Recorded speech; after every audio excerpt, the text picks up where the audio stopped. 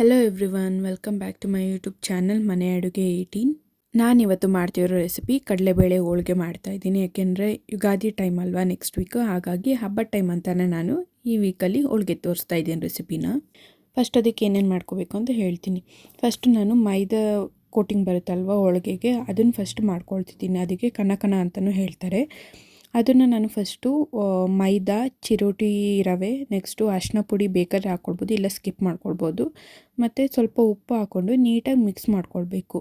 ನೀಟಾಗಿ ಮಿಕ್ಸ್ ಮಾಡ್ಕೊಂಡ್ಮೇಲೆ ಸ್ವಲ್ಪನೇ ನೀರು ಹಾಕ್ಕೊಂಡು, ಮಾಮೂಲಿ ಇವಾಗ ಚಪಾತಿ ಮಾಡ್ತೀವಲ್ವ ಆ ಥರ ಹದಕ್ಕೆ ಅದನ್ನು ಕಲಿಸ್ಕೋಬೇಕು. ಅದಕ್ಕೆ ಸ್ವಲ್ಪನೇ ಎಣ್ಣೆ ಹಾಕ್ಕೊಂಡು ನೀಟಾಗಿ ಮಿದ್ಕೋಬೇಕು. ಯಾಕಂದರೆ ನೀಟಾಗಿ ಮಿದ್ಕೊಂಡಾಗ ಸಾಫ್ಟ್ ಆಗುತ್ತೆ, ಇಲ್ಲಾಂದರೆ ಮಾಮೂಲಿ ಕಲಿಸಿದಾಗ ಚಪಾತಿ ಥರನೇ ಆಗಿಬಿಡುತ್ತೆ. ಹಂಗಾಗಿ ನೀಟಾಗಿ ಮಿದ್ಕೊಂಡು ಸಾಫ್ಟ್ ಮಾಡ್ಕೋಬೇಕು. ನಾನಿವಾಗ ಕಡಲೆಬೇಳೆ ಹೂರಣನ ಹೇಗೆ ಮಾಡೋದು ಅಂತ ಹೇಳ್ತೀನಿ. ಕಡಲೆಬೇಳೆ ಹೂರಣ ಮಾಡೋಕ್ಕೆ ನಾನು 1 ಅವರ್ ಮುಂಚೆನೇ ಕಡಲೆಬೇಳೆನ ನೆನೆಸ್ಕೊಂಡಿದ್ದೀನಿ. ನೆನೆಸ್ಕೊಂಡ್ಬಿಟ್ಟು ಕುಕ್ಕರ್ಗೆ ಹಾಕಿ 3 ಇಲ್ಲ 4 ವಿಷಲ್ ಹಾಕ್ಸ್ಕೊಂಡಿದ್ದೀನಿ. ನೆಕ್ಸ್ಟು ವಿಷಲ್ ಹಾಕ್ಸ್ಕೊಂಡಿದ್ಮೇಲೆ ನೀರಿರುತ್ತಲ್ವ ಅದನ್ನು ಬಸ್ತ್ಕೊಂಡು ಮಾತ್ರ ಕಡಲೆಬೇಳೆನ ಮಾತ್ರ ತೆಗೆದಿಟ್ಕೋಬೇಕು. ಬಸ್ತ್ಕೊಂಡಿರೋ ನೀರನ್ನ ಚೆಲ್ಲಕ್ಕೇನೋ ಹೋಗಬೇಡಿ. ಆ ನೀರಲ್ಲಿ ನಾನು ಏನು ಮಾಡಬೇಕು ಅಂತ ಹೇಳ್ತೀನಿ ನೆಕ್ಸ್ಟ್ ವೀಡಿಯೋದಲ್ಲಿ. ಅಲ್ಲಿ ತನಕ ವೆಯ್ಟ್ ಮಾಡಿ, ಓಕೆನಾ? ಇವೇನಾದ್ರು ಕುಕ್ಕರಲ್ಲಿ ನಾನು ವಿಷಲ್ ಹಾಕ್ಸಲ್ಲ, ಪಾತ್ರೆಯಲ್ಲೇ ಬೇಯಿಸ್ತೀನಿ ಅಂದರೆ ಬೆಳಗ್ಗೆ ಎದ್ದಿದ ತಕ್ಷಣ ಕಡಲೆಬೇಳೆನ ನೆನೆ ಹಾಕಿ, ಇಲ್ಲಾಂದರೆ ರಾತ್ರಿನೇ ನೆನೆಹಾಕ್ಬಿಡಿ. ನೆನೆಹಾಕ್ಬಿಟ್ಟು ಪಾತ್ರೆಯಲ್ಲಿ ನೀಟಾಗಿ ಬೇಯಿಸ್ಕೊಳ್ಳಿ. ಆ ನೀರನ್ನು ಏನು ಚೆಲ್ಲಕ್ಕೇನು ಹೋಗಬೇಡಿ. ನಾನಿವಾಗ ಬೇರೆ ಪಾತ್ರೆಗೆ ಹಾಕ್ಕೊಂಡು ಅದನ್ನು ನೀಟಾಗಿ ಸ್ಮ್ಯಾಶ್ ಮಾಡ್ಕೊಳ್ತಿದ್ದೀನಿ. ನೀವು ಬೇಕಾದ್ರೆ ಮಿಕ್ಸಿಲೂ ಗ್ರೈಂಡ್ ಮಾಡ್ಕೊಳ್ಬೋದು, ಬಟ್ ಏನಂದರೆ ಕಡಲೆಬೇಳೆ ತಣ್ಣಗಾಗೋ ತನಕ ವೆಯ್ಟ್ ಮಾಡಬೇಕು. ಇವಾಗ ನಾನು ಕಡಲೆಬೇಳೆ ಸ್ಮ್ಯಾಶ್ ಮಾಡ್ಕೊಂಡ್ಮೇಲೆ ಅದ್ರ ಸ್ವೀಟ್ನೆಸ್ಸಿಗೋಸ್ಕರ ನಾನು ಬಿಳಿ ಬೆಲ್ಲನ ಯೂಸ್ ಮಾಡ್ತಿದ್ದೀನಿ. ಬಿಳಿ ಬೆಲ್ಲನ ಗ್ರೈಂಡ್ ಮಾಡ್ಕೊಂಡಿದ್ದೀನಿ. ಇವಾಗ ನಾನು ಆಲ್ರೆಡಿ ಗ್ರೈಂಡ್ ಮಾಡಿಕೊಂಡು ಒಂದು ಬೌಲಿಗೆ ತೆಗೆದಿಟ್ಕೊಳ್ತೀನಿ. ನೆಕ್ಸ್ಟು ಏಲಕ್ಕಿ ಮತ್ತು ಒಣಶುಂಠಿನ ಚಚ್ಕೊಳ್ಬೇಕು, ಪುಡಿ ಆಗಬೇಕಲ್ವ, ಹಂಗಾಗಿ. ಇಲ್ಲಾಂದರೆ ಗ್ರೈಂಡಲ್ಲಿ ಮಾಡಿಕೊಂಡ್ರೆ ಎಲ್ಲದನ್ನೂ ಒಟ್ಟಿಗೆ ಮಾಡಬೇಕಾಗುತ್ತೆ ಜಾಸ್ತಿ ಕ್ವಾಂಟಿಟಿಯಲ್ಲಿ. ನಾನು ಸ್ವಲ್ಪ ಇದೆಯಲ್ಲ, ಹಂಗಾಗಿ ನಾನು ಮಾಮೂಲಿ ಇವಾಗ ಲೈಟಾಗಿ ಪುಡಿ ಮಾಡ್ಕೊಂಡಿದ್ದೀನಿ. ಪುಡಿ ಮಾಡ್ಕೊಂಡಿರೋ ಏಲಕ್ಕಿ ಮತ್ತು ಒಣಶುಂಠಿನ ನಾನಿವಾಗ ಆವಾಗಲೇ ಕಡಲೆಬೇಳೆ ಹೂರ್ಣದ ಮಾಡ್ಕೊಂಡಿದ್ವಲ್ಲ ಅದಕ್ಕೆ ಹಾಕ್ತಿದ್ದೀನಿ. ನೆಕ್ಸ್ಟು ಇವಾಗ ಬೆಲ್ಲ ಹಾಕ್ಕೊಳ್ತಿದ್ದೀನಿ. ನಿಮಗೆ ಜಾಸ್ತಿ ಬೇಕು ಅಂದರೆ ಸ್ವೀಟ್ನೆಸ್ಸು ಜಾಸ್ತಿ ಹಾಕ್ಕೊಳ್ಳಿ, ಇಲ್ಲಾಂದರೆ ಕಮ್ಮಿ ಬೇಕು ಅಂದರೆ ಸ್ವಲ್ಪ ಕಮ್ಮಿ ಕ್ವಾಂಟಿಟಿಯಲ್ಲೇ ಹಾಕ್ಕೊಳ್ಳಿ. ಇಷ್ಟನ್ನು ಹಾಕ್ಕೊಂಡ್ಮೇಲೆ ನೀಟಾಗಿ ಮಿಕ್ಸ್ ಮಾಡ್ಕೊಳ್ತಾ ಇದ್ದೀನಿ.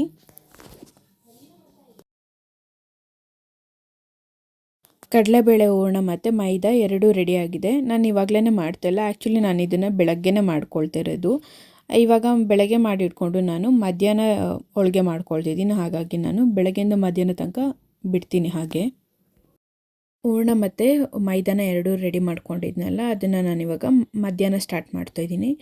ನಾನಿವಾಗ ಹೋಳಿಗೆ ತೊಟ್ಕೊಳ್ಳೋಕ್ಕೆ ಬಟರ್ ಪೇಪರ್ ಯೂಸ್ ಮಾಡ್ಕೊಳ್ತಾ ಇದ್ದೀನಿ. ನೀವು ಬೇಕಾದ್ರೆ ಯಾವ್ದಾದ್ರು ಮುಂಚೆ ಏನಾದ್ರು ಕವರು ಅಥವಾ ಬೇರೆ ಯಾವ್ದಾದ್ರು ಪೇಪರ್ ಯೂಸ್ ಮಾಡ್ಕೊಳ್ತಿದ್ರೆ ಮಾಡ್ಕೊಳ್ಬೋದು. ಫಸ್ಟು ಬಟರ್ ಪೇಪರ್ ಮೇಲೆ ನೀಟಾಗಿ ಎಣ್ಣೆನ ಹಚ್ಕೊಂಡು, ನೆಕ್ಸ್ಟು ಮೈದಾನ ಸ್ವಲ್ಪನೇ ತೊಗೊಳ್ತಿದ್ದೀನಿ, ಜಾಸ್ತಿ ಬೇಡ ಮೈದಾ.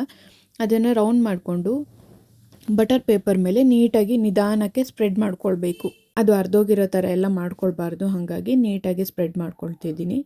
ನೆಕ್ಸ್ಟ್ ಇವಾಗ ಹೂರಣನ ಅದ್ರ ಮೇಲೆ ಸ್ವಲ್ಪನೇ ತೊಗೊಂಡಿದ್ದೀನಿ. ಹೂರಣನೂ ಜಾಸ್ತಿನ ಹಾಕೋಕ್ಕೆ ಹೋಗ್ಬಿಡಿ. ಅದನ್ನು ತಗೊಂಡು ನೀಟಾಗಿ ಕವರಿಂಗ್ ಮಾಡಿಕೊಂಡು ಮತ್ತೆ ಬಟರ್ ಪೇಪರ್ ಮೇಲೆ ಎಣ್ಣೆ ಹಾಕ್ಕೊತಿದ್ದೀನಿ. ನೀಟಾಗಿ ನಿಧಾನಕ್ಕೆ ಸ್ವಲ್ಪನೇ ಎಣ್ಣೆ ಹಾಕ್ಕೊಂಡು ತೊಟ್ಕೊಳ್ಬೇಕು. ಅರ್ಧೋಗೋ ಥರ ಏನು ಮಾಡ್ಕೊಳ್ಬೇಡಿ.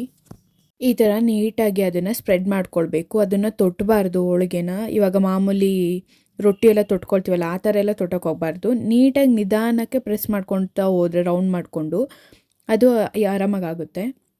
ಇವಾಗ ಆಲ್ರೆಡಿ ನಾನು ಹೋಳಿಗೆ ರೆಡಿ ಮಾಡ್ಕೊಂಡಿದ್ದೀನಿ. ಇವಾಗ ನೆಕ್ಸ್ಟ್ ಅದನ್ನು ಬೇಯಿಸ್ಕೊಳ್ತೀನಿ. ಫಸ್ಟು ಒಂದು ಪ್ಯಾನಿಗೆ ಎಣ್ಣೆನ ಫುಲ್ ಸ್ಪ್ರೆಡ್ ಮಾಡ್ಕೊಳ್ತಾ ಇದ್ದೀನಿ. ಎಣ್ಣೆ ಹಚ್ಕೊಂಡ್ಮೇಲೆ ಇವಾಗ ಹೋಳಿಗೆ ಅದು ತೊಟ್ಕೊಂಡಿರೋ ಹೋಳಿಗೆನ ನಾನು ಇದ್ರ ಮೇಲೆ ಹಾಕಿ 2 ಕಡೆನೂ ನೀಟಾಗಿ ಬೇಯಿಸ್ಕೊಳ್ತೀನಿ. ನೆಕ್ಸ್ಟು ಇದೇ ಥರ ಹೋಳಿಗೆನೆಲ್ಲ ತೊಟ್ಕೊಂಡು ಬೇಯಿಸಿಟ್ಕೊಳ್ತೀನಿ. ನೀವು ಬೇಕಾದ್ರೆ ಇವಾಗಲೇ ಮಾಡಲ್ಲ ಅಂದರೆ ಸಂಜೆ ಬೇಕಾದ್ರೂ ತೆಗೆದಿಟ್ಕೊಂಡು ಮಾಡ್ಕೊಳ್ಬೋದು, ಏನಾಗಲ್ಲ.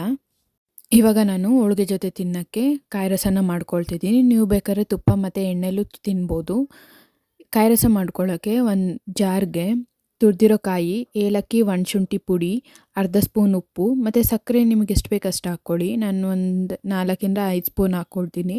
ಇಷ್ಟನ್ನು ಹಾಕ್ಕೊಂಡು ಸ್ವಲ್ಪ ನೀರು ಹಾಕ್ಕೊಂಡು ಗ್ರೈಂಡ್ ಮಾಡ್ಕೊಳ್ತಾ ಇದ್ದೀನಿ.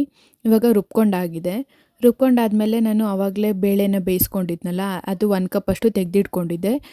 ಅದನ್ನು ಇವಾಗ ಹಾಕಿ ಜೊತೆಗೇ ರುಬ್ಕೊಳ್ತೀನಿ. ನೀರು ಹಾಕಿ ರುಬ್ಕೊಂಡ್ಮೇಲೆ ಒಂದು ಬೌಲ್ಗೆ ತೆಗೆದಿಟ್ಕೊಂಡ್ಮೇಲೆ ಅದೇ ಜಾರ್ಗೆ ಸ್ವಲ್ಪ ನೀರು ಹಾಕ್ಕೊಂಡು ಮತ್ತೆ ಬೌಲಿಗೆ ಹಾಕ್ಕೊಳ್ತೀನಿ ವಾಪಸ್ಸು.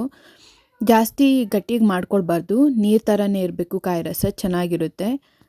ನೀಟಾಗಿ ಮಿಕ್ಸ್ ಮಾಡ್ಕೊಂಡು ಇವಾಗ ನಾನು ಲಿಡ್ನ ಕ್ಲೋಸ್ ಮಾಡಿ ತೆಗೆದಿಟ್ಕೊಳ್ತೀನಿ. ನಾವು it's ready to serve and taste. ಹೋಳಿಗೆ ಜೊತೆಗೆ ಕಾಯಿ ರಸನ ಹಾಕೊಂಡು ತಿನ್ನಿ, ಟೇಸ್ಟ್ ಚೆನ್ನಾಗಿರುತ್ತೆ. Thank you so much for watching. Like ಮಾಡಿ, ಶೇರ್ ಮಾಡಿ, ಕಮೆಂಟ್ ಮಾಡಿ, ಹಾಗೆ ಸಬ್ಸ್ಕ್ರೈಬ್ ಮಾಡೋದನ್ನ ಮರಿಬೇಡಿ ಮನೆ ಅಡುಗೆ 18 ಚಾನಲ್ನ. Thank you.